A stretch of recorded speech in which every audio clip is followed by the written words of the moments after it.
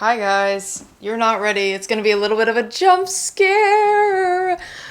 I got bangs. I don't know how I feel about them yet.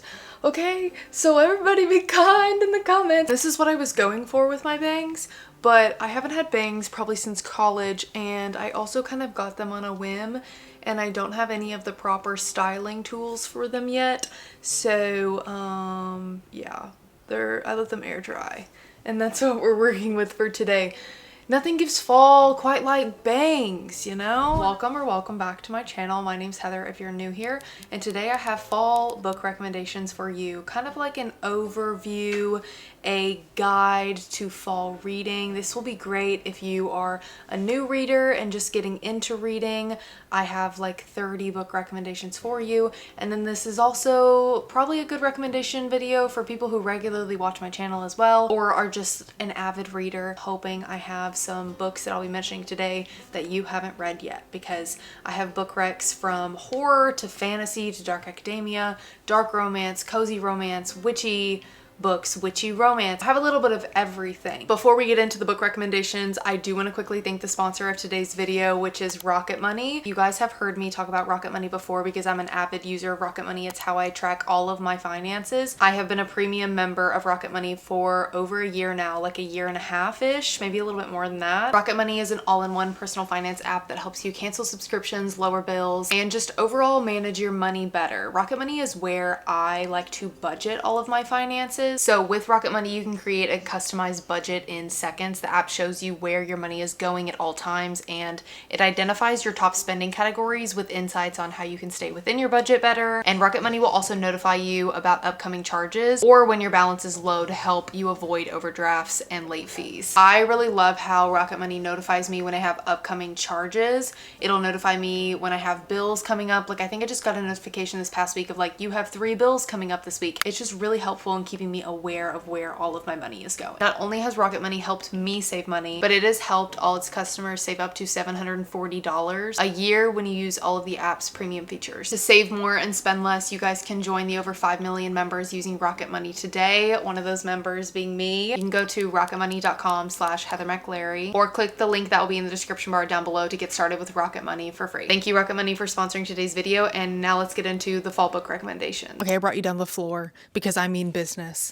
Let's get straight into it. I'm going to start with the books that I don't own, and then we're going to jump into the books that I do own that are sitting all around me. First up, we have On the Run with the Vampire, which is a romance book that gives me Ally Carter vibes. This book was such a giggly fun time. I read it this past spring, but I wish I would have read it in the fall.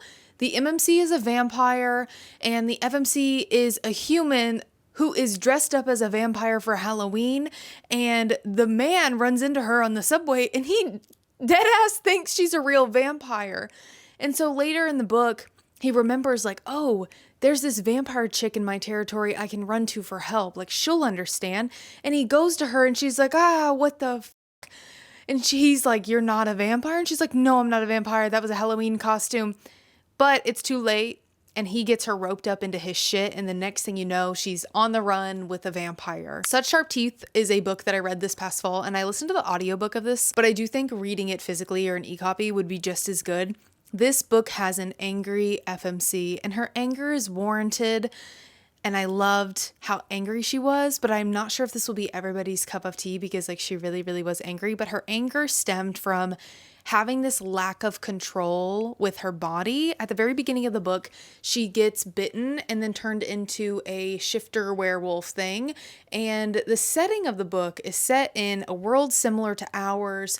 So if your friend came to you and was like, hey, so-and-so, I'm a werewolf, and on the full moon night, I'm going to turn into a wolf, you'd be like, haha, hee, you're joking. Like, obviously that's not real. So on top of feeling this new lack of control with her body, she also feels so alone because who's she gonna tell? Because who's gonna believe her? There's also a subplot of romance in this book that I really liked. There's some drama with it, but it ends up good, and I really love that aspect of the book. I was surprised to see that there was a subplot of romance in this because the book is technically horror. Didn't really feel very horror-esque.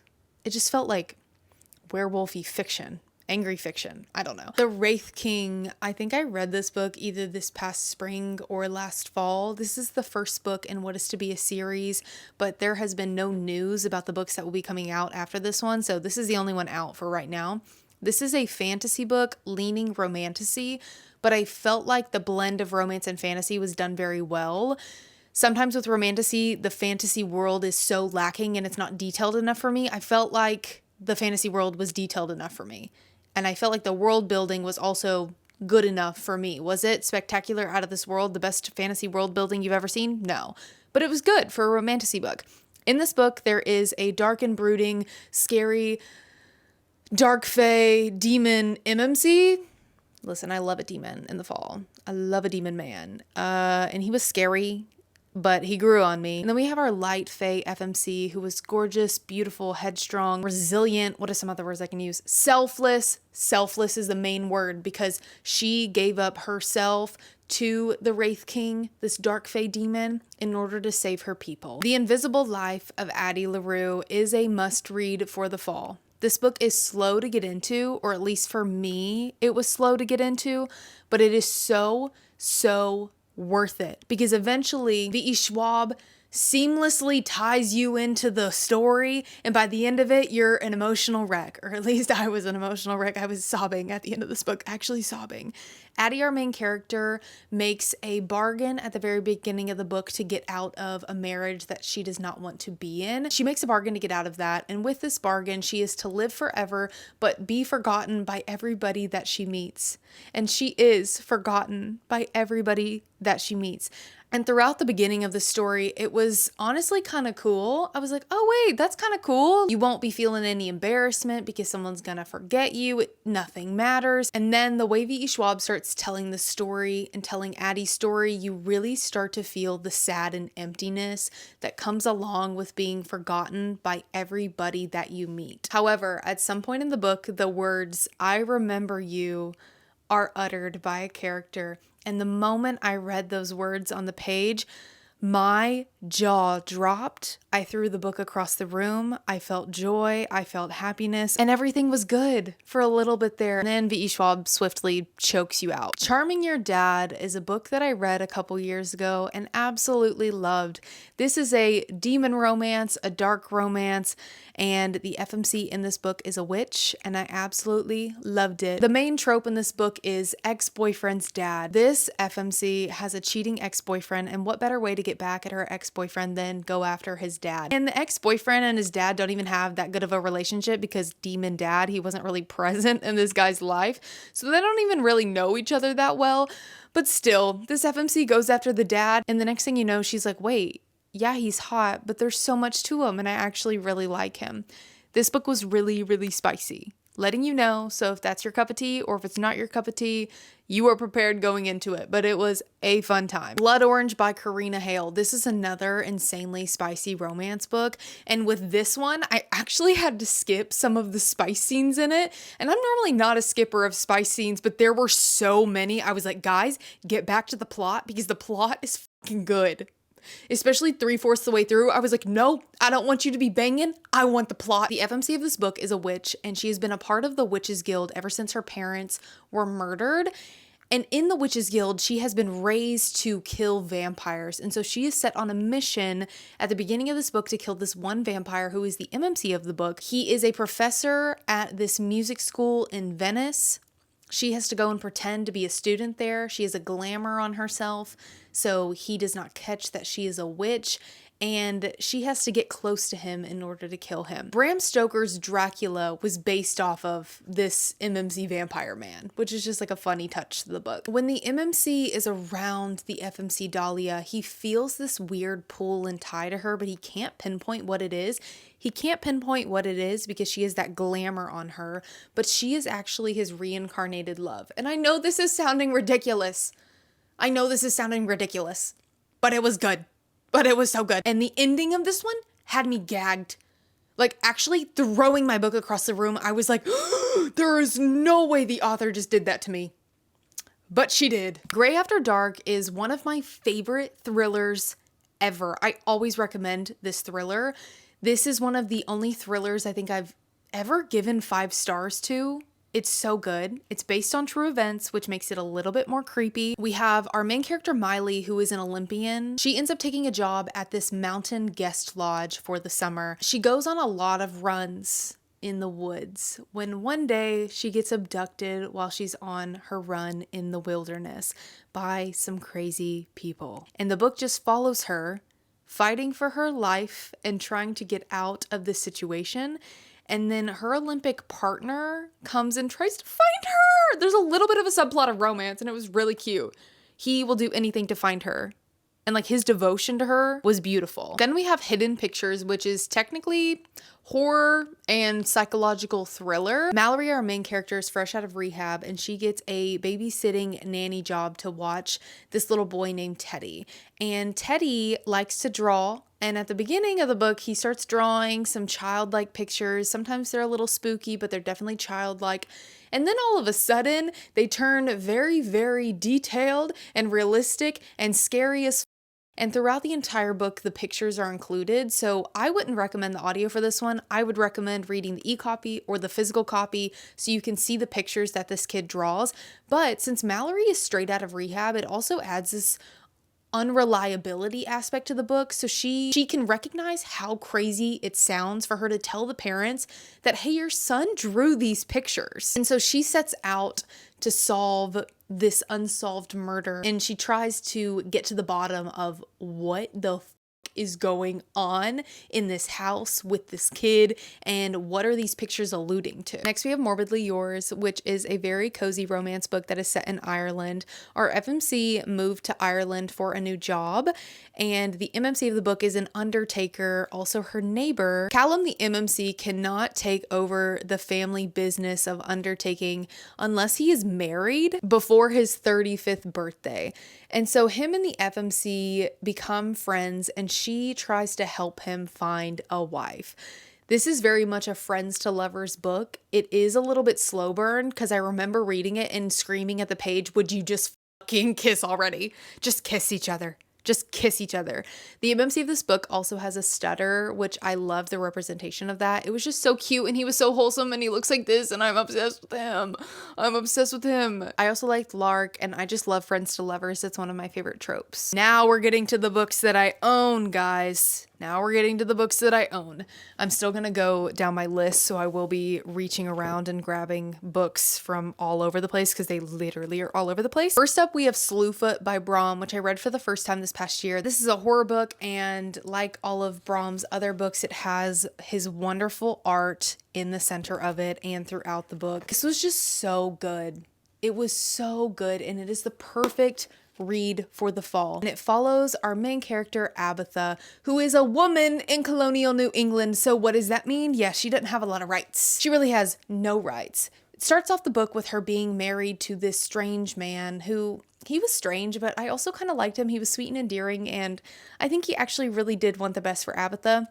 Whatever, he kicks the can early. And then after he dies, I think it was her brother-in-law. I want to say it was her brother-in-law, and comes out of the woodworks and is trying to take her land from her, but she pulls the widow card, and technically she is the man now.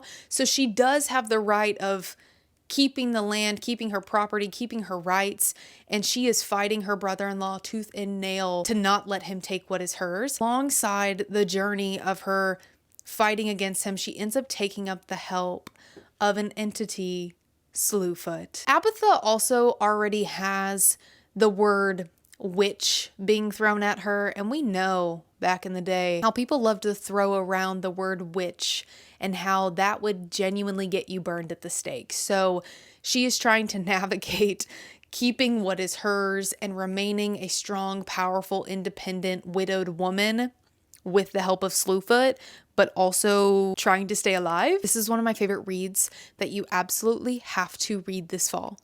You absolutely have to read this fall if you are in the mood for a cozy, witchy romance book. Something that Sengu Mandana does so well is writes found family. So while there was the romance in this book, you see the two characters on the front of it. While there was that romance, the found family in this was absolutely everything. It was everything. It was so heartwarming. It was so beautiful. Mika, our main character, who is a witch up there on a broom, is used to being alone. She's used to trying to hide her magic so that she doesn't bring about the attention of other witches. All of a sudden, she receives an unexpected message asking for her help to train these 3 young witches. And she ends up taking the job. So she travels to this mysterious house called the Nowhere House, where she is to train and help these 3 young witches.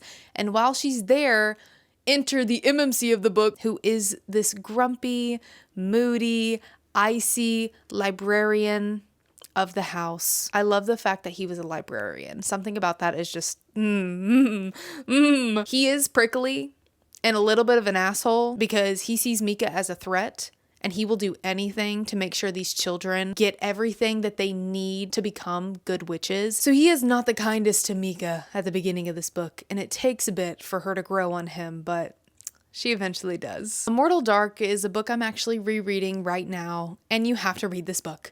You have to read this book this fall too. This one is so good. This book has a lot of haters. There are so many people that when this book came out this past fall, they hated it. I loved it. The reason why a lot of people don't like this book is because they think the FMC of it is too angry and too rash and makes crazy decisions. Yeah, she is angry, rash, and makes crazy decisions, but her entire family is dead except for her sister.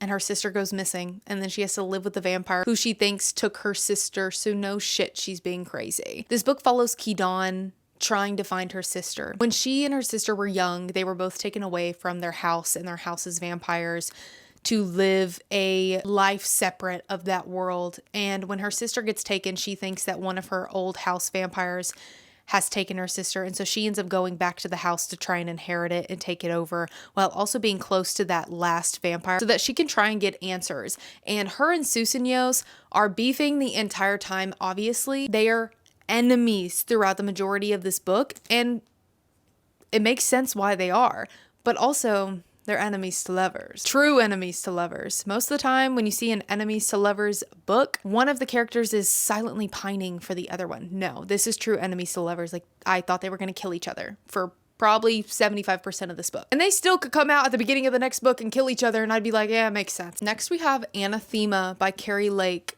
This is wonderful. This book, oh, it's gothic, it's spooky, it's eerie. I loved the religious themes in it. It was just so good, and it's going to be a duology. I need the second book now. This is a thick one, but stick with it because it's worth it. There was something about Maveth, the main character in this book, her personality that just meant so much to me. She was so loyal. She was so headstrong. She was so brave. And again, on the loyalty thing, she loves her people. She loves her sister. She would do anything for her sister. This book also focused a little bit on stereotypical religious culture where Maveth and her sister live in the human world. It's given very much stereotypical religious culture, very much, which as someone who I've mentioned to you guys before, I got religious trauma. I liked reading about those aspects of it. Next to where her and her sister and their people live, there are these woods called the Eating Woods where sinners go to die. And you cannot enter the Eating Woods and survive, but Maveth ends up entering the Eating Woods for reasons, and she lives and makes it all the way to this border that no one has ever made it to before. And there is where she meets Zavander, who is an assassin, a dark, brooding, tall, very, very large man who is an asshole but grows on you throughout the book. And then the moment they start bantering, it gets like, whoa. Something I really liked about his character was he had this scorpion on him that was also used as a weapon. So he could move the scorpion all throughout his body and then take the scorpion tattoo off and it would become a weapon for him. And I thought that was so fucking cool. This is definitely, again, dark gothic fantasy. So if you like those elements in a book, you will definitely like the series. Carrie Lake is just really good at what she does. I have another book recommendation from Carrie Lake. If I can find it, it's somewhere around here. Nocticadia. Hello? Where's the book at? There it is. This is another book by Carrie Lake that I really, really love. This one is not fantasy. It is truly dark academia and dark romance. The blend of those two. MMC is a professor at this university, Dracadia University, which is like the equivalent of an Ivy League university, and he's known as Dr. Death. That tells you all you need to know about him, really. At the very beginning of this book, the FMC watched her mom die, and then something crawled out of her mom's mouth, and it didn't really make sense to anybody. And then later, when she's in college, she ends up writing a paper about this fake illness, but it was really what had happened to her mom. And her professor was like, wait, what you wrote about, that's actually real, and they study it at this university, so you should go here. So the FMC of the book goes to Dracadia University to try and uncover what actually happened to her mom, and while she's there, she meets Dr. Death, Mr. Scary Professor Man, who studies that illness, and yeah, they feel a pull to each other like no other. I will say there's one scene in this book that was like, oh, look away. It was cringy, but it added to the plot, so it's fine. But if you've read this book, you know what I'm talking about. There was this one classroom scene where I was just like, oh, don't do it. Don't do it. But I get it. But just stop. Next, we have The Night and the Moth, which I recently read in a YouTube video if you want like more in-depth thoughts about this book for me. This was so good. This felt like walking through a foggy forest. I just really, really love Rachel Gillig's writing. The way she writes her fantasy worlds are like no other. They're wonderful. She's one of my favorite fantasy authors. This was more mystical gothic fantasy and less dark gothic fantasy, if that makes any sense. Sybil, our FMC of the book, has been a diviner for 9 years, and she's coming to the end of her service as a diviner. As a diviner, you are to dream and have visions for people. People come to the cathedral to have these diviners die and then give them the answers that they are seeking. Near the end of her service and the other diviner's service, these knights come to the cathedral, and they end up having the knights take them to town for a night of fun before their service is over. They're not really allowed to leave the cathedral, but they're like, whatever, we're almost done. Let's go have a night of fun. But when they come back, all of the other diviners start disappearing except for Sybil. And so Sybil goes to find those knights to have them help her find her other fellow diviners because she doesn't really understand what's going on. And so then she embarks on a journey with these other knights to do anything to find her diviner friends. The MMC of the book is one of these knights. This is what he looks like. This fan art is actually everything to me. He has this like charcoal around the eyes that he wears, and I was just like, oh, hello. Oh, hello there. I loved Roderick. I loved Rory so very much. There's also this side character throughout this book, the gargoyle, who calls everybody Bartholomew. And I love this stone. I love this stone. I love him oh so much. He means so much to me. He was the perfect amount of comedic relief throughout the book.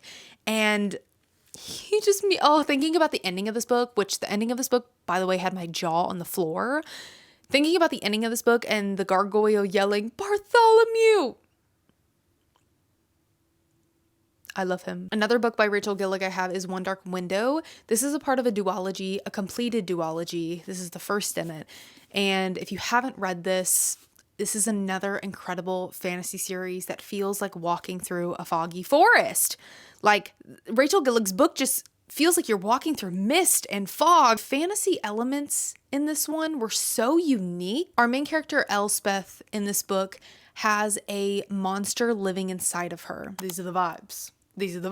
And I remembered a long time ago when I first reviewed this book back in 2023, there was this review that I came across that made me laugh so fucking hard because it described the book so well in such a funny way. So I'm just gonna read the review for you, and then you can determine if you want to read this book or not. Elspeth got a fever when she was little and now has a furry Dr. Seuss with a mean right hook in her head. She meets a guy with a dumb name and the cleanliness habits of a frat boy. He brings her to a meeting with his wackadoo family, and she finds out they're trying to get a bunch of Pokemon cards so they can break a fog curse. Raven needs Elspeth nearby so they can pretend to date. I'm not questioning it, and you shouldn't either. There are 3,000. His smiles didn't touch his eyes. That's so true. Everyone is named after a tree, which is pretty obvious, and yet I managed to miss until someone pointed it out to me. Trees are also like sacred or whatever. Big botany energy. Magic smells like salt, a tricky feat since salt doesn't smell like anything. And the letter Y is employed so much it deserves medical insurance coverage. There's a cousin who's a huge asshole marrying a cousin who's turned into soulless Barbie. Will voices stop dripping with oil? Beats me. That is the funniest review I have ever read. I remember reading that review for the first time in 2023 and I was just like, Next, we have Juniper and Thorn. I don't think this book is going to be everybody's cup of tea, but if you are a weird girl, if you are a weird dark energy girl, then I think this will be your cup of tea. It was my cup of tea. I really liked it. This is the Juniper Tree retelling, and Marlon Chin and her two sisters live with their psychotic wizard father, and they're not allowed to leave their house because their wizard father is fucking insane, and he just gets more insane throughout the entirety of this book. But they sneak out one night, and when they sneak out, they go to a ballet, and there she meets a man who she really likes. Throughout the book, she grows closer with this man, but again, her father just seems to be getting worse and worse and worse, and things just start getting weird, magical, strange, and weird, but in a way that I loved. Out on a Limb by Hannah Bonham Young. I will never not recommend this book for the fall because it starts out on a Halloween night when these two main characters, Win and Bo, have a one-night stand that turns into an accidental pregnancy. And I know I lost most of you when I said the word pregnancy. I know I did. But stick with me because this is one of my favorite pregnancy trope books. When Win finds out she's pregnant and then decides to have the baby, her and Bo decide to be friends, and they're planning to raise this baby, but along the way they're friends and then they turn to lovers, and everything about this book was just beautiful. Everything about the characters was beautiful, and it is so cozy and just perfect to read in the fall. Get a Life, Chloe Brown is another cozy romance book that is perfect to read in the fall. This follows Chloe Brown, our female main character, who is chronically ill, which I say that because it plays a big role in this book, and is on a mission to get a life. And she makes a list that will help her get a life, and in comes Redford Morgan, who is a tattooed big man who rides a motorcycle, who decides to help her work her way through the list. This was also set in the UK, and as an American, something about the UK is giving fall to me. It's giving warm cup of tea. If you're a regular watcher of my channel, you're like, Heather, I fucking get it. For these next two books, actually, you're gonna be like, Heather, I get it. I'll read them, fine. Shut up, we get it. Bury Our Bones in the Midnight Soil. Toxic Lesbian Vampires. Loved it, loved every second of it. This is another book by V.E. Schwab. This is technically set in the same parallel world as The Invisible Life of Addie LaRue, and we do see a glimpse of Addie from The Invisible Life of Addie LaRue in this book very briefly because of those parallels. This was so well done, and it's perfect to read for the fall. V.E. Schwab jumps timelines and perspectives so much in this book, but it's done so seamlessly that you don't get too confused.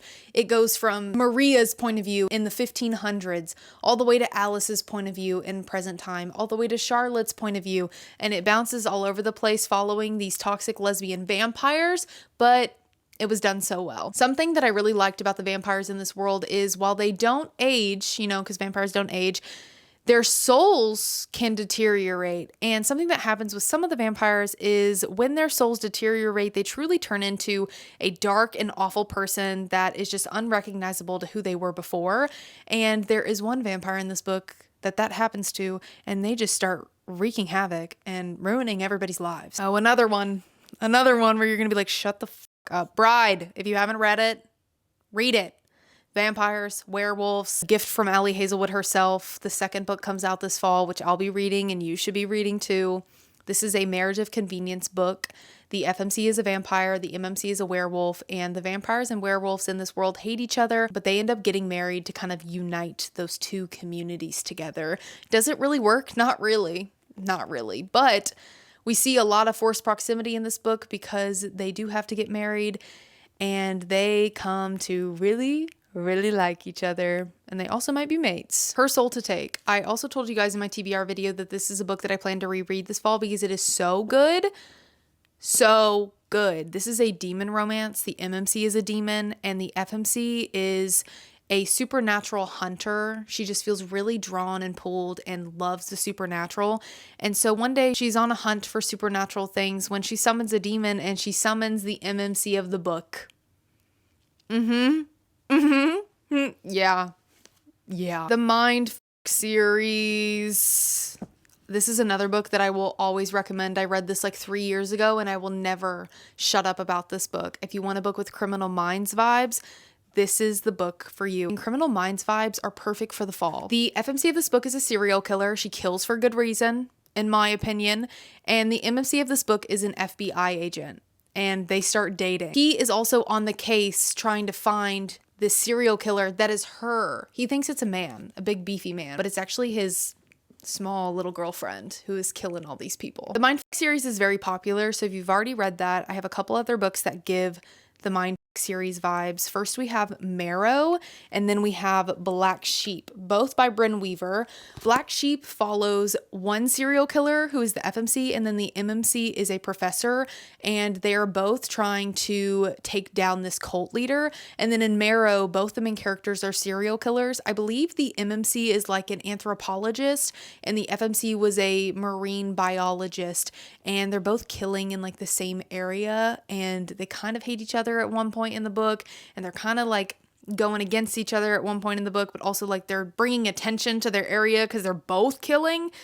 It was just a hot mess express. Both of these are also really spicy, so just letting you know. The Natural series is another book that gives Criminal Minds vibes, but this one is YA. So if you're not wanting those dark aspects of a book, then this one may be for you. This follows a bunch of teenagers who are working for the FBI, trying to solve cold cases, but they end up getting roped into active cases.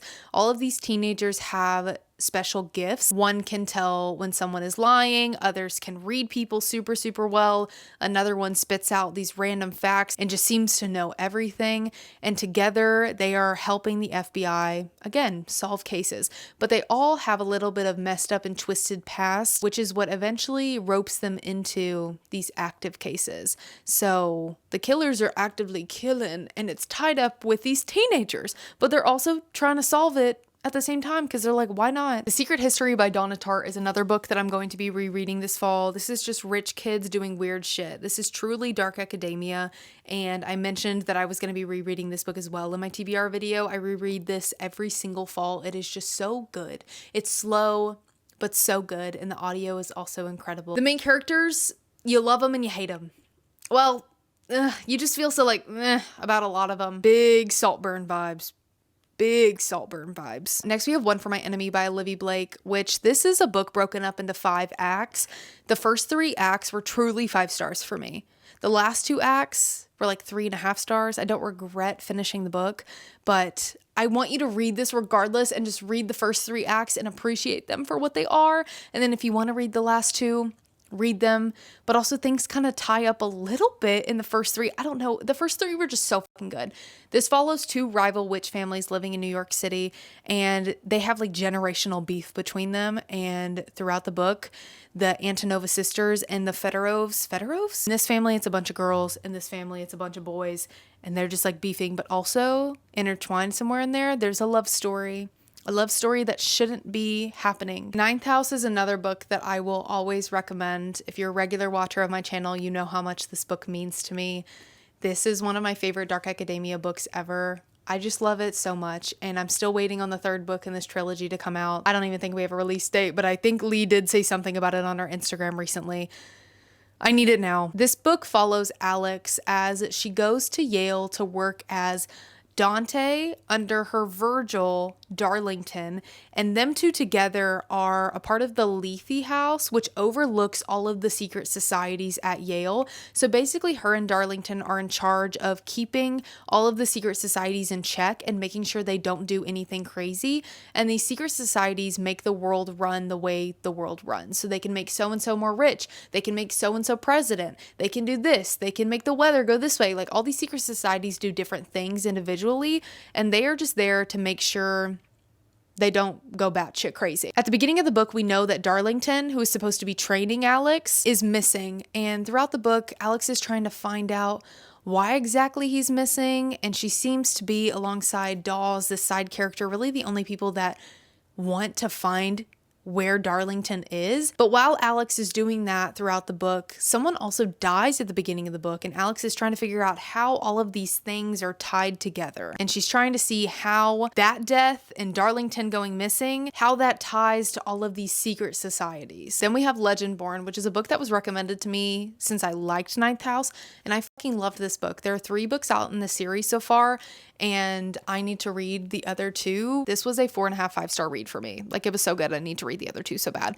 This follows our main character, Bree, who is a high school student, but she ends up going to college early to be a part of this residential program because her mom had died and she just wants to like get away. And this is an opportunity for her to get away from home, get away from the trauma of her mom dying. So she goes to UNC Chapel Hill. But while she's there, she ends up seeing some weird magical things. And then this Merlin, this magical man, tries to wipe her memory, but it doesn't work. And so she remembers all these magical things happening. And then she finds out about this secret society called the Legendborn. And these people that are called Legendborn kill demons across campus. And while this is all happening, she ends up uncovering some memories in her past about her mom's death that just aren't adding up. And so she decides to infiltrate this Legendborn society and try and find out if there are any ties from that to her mom's death. Deadly Occupants is a book I read this past fall, and while this book was a little bit predictable, I still want to recommend it because it was just so fun to read last year. This book gives Pretty Little Liars vibe. The book starts out at a haunted house Halloween tour where these 4 girls who live together are at. The night takes a twisted turn and one of the girls barely escapes with her life. The summary says soon after, their own home seems to come to life, making them question if they're truly alone. As the paranormal activity rises to a fear-filled high, Blair discovers that the house isn't the only thing haunting her, but also her past. Again, this book was a little bit predictable, but I still want to recommend it because it was so much fun. Next, we have Hollow Heathens, which I don't think this is going to be everybody's cup of tea because I recommended this book last year and a lot of people were like, I don't like this, but I really like this book. I love the witchiness of this book, mostly because the setting of it is set in Maine, set in this town where not everybody sees it or can enter, but if the town reveals itself to you and you enter, you can't leave the town until the town feels like you have fulfilled what you needed to do there. So our main character of this book goes to this town, and while she's there, she even tries to leave at one point and the town literally won't let her. She's just like trapped there. There are these masked men in the town who have a curse put on them. One of the masked men is the MMC in the book. And if people see these men's faces, they will see their greatest fear, which in turn kills them. So the book just follows Fallon and Julian, one of the masked men, and how their lives start intertwining. It also touches on the curse that these men have and how they are trying to get rid of this curse and have been trying to get rid of this curse. The vibes in this were just perfect. I also love Nicole's writing. It's slightly poetic in a way, and it just feels so beautiful. And then the last book recommendations that I have for you are In the Company of Witches and When the Crow's Away. These books give practical magic vibes. They're set at an inn. Something about an inn witches, and I'm sat. For 400 years, the Warren witches have used their magic to quietly help the citizens of the sleepy New England town of Evenfall thrive. There's never been a problem they couldn't handle. Then Consonant Graves dies while staying at the witch's bed and breakfast. At first, it seems like an accident, but it soon becomes clear that there's something more sinister at work. And then one of the witches is like the prime suspect. That is it for my fall book recommendations. I had so many. I do have more that I wanted to give you, but I didn't want this video to be an hour long. So I hope you got some good book recommendations out of this video. I will see you guys in a couple days for a fall vlog, my first fall vlog of the season. I'm so excited, but thank you guys so much for watching, and I will see you guys then. Bye guys.